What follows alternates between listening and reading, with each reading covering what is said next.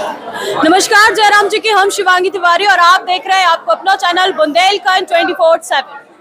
आज फिर से हम एक बार पहुंच चुके हैं छतरपुर के बागेश्वर धाम, यानी कि बागेश्वर धाम जो कि गढ़ा ग्राम है। और आप सभी जनन का ये बात की बिल्कुल सूचना है कि बागेश्वर धाम में 26 फरवरी यानी महाशिवरात्रि के दिन 251 कन्या विवाह को आयोजन होने वाला है। एक बहुत बड़ो महाकुंभ जी को एक प्रयागराज में समापन है और इतने पे उसकी शुरुआत और तैयारियां लगातार चल रही है। हमारे बीच में बागेश्वर धाम के पीठाधीश्वर आप सभी जनन के परम पूज्य गुरुदेव, हम सब के गुरुदेव धीरेन्द्र कृष्ण शास्त्री जी हमारे बीच में उपस्थित है।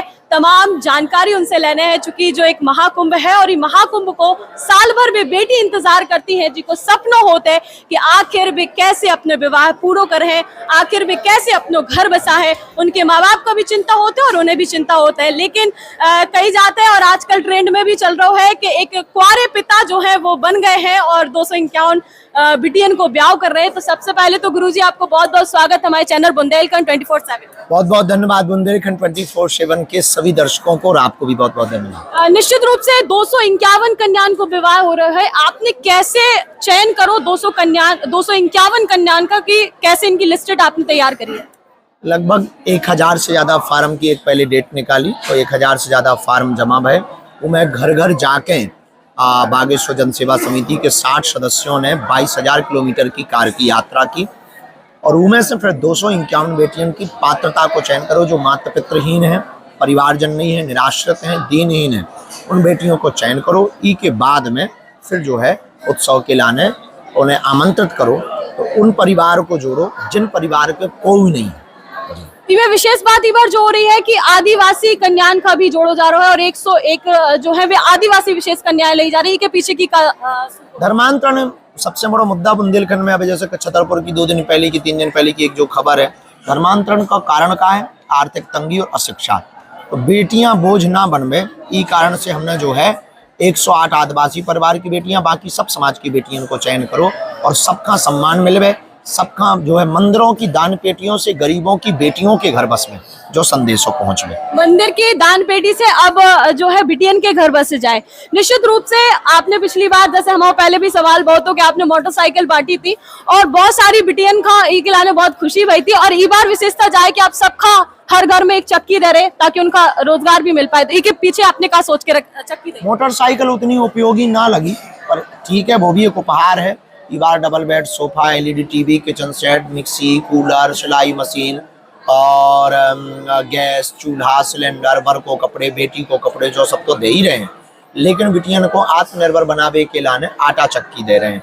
ई के पीछे जो ही रीजन है कि वो मसाले भी पिसवा सकते हैं, पीस सकत और आसपास के लोगों की मदद भी कर सकत, उससे उनको घर परिवार भी चल सकत। यही उद्देश्य के लाने कि भारत समृद्ध हो गए और निराश्रित दीनहीन लोग समृद्ध हो पाए। इस बार तो मोदी जी भी पहुंच रहे हैं। कैंसर अस्पताल जो है विशेष है, चूंकि कैंसर एक ऐसी बीमारी है जिसकी शायद दवा अभी तक नहीं बन पाई और अगर आदमी का कैंसर हो भी जाए तो लोग मानसिकता बना लेते कि अब तो मुश्किल है, या तो बालाजी के चरणन में और फिर कीमो एक लास्ट ऑप्शन बना था। लेकिन बुंदेलखंड में कैंसर को अस्पताल बन रहा है, इका लेके आपका क्या बोल?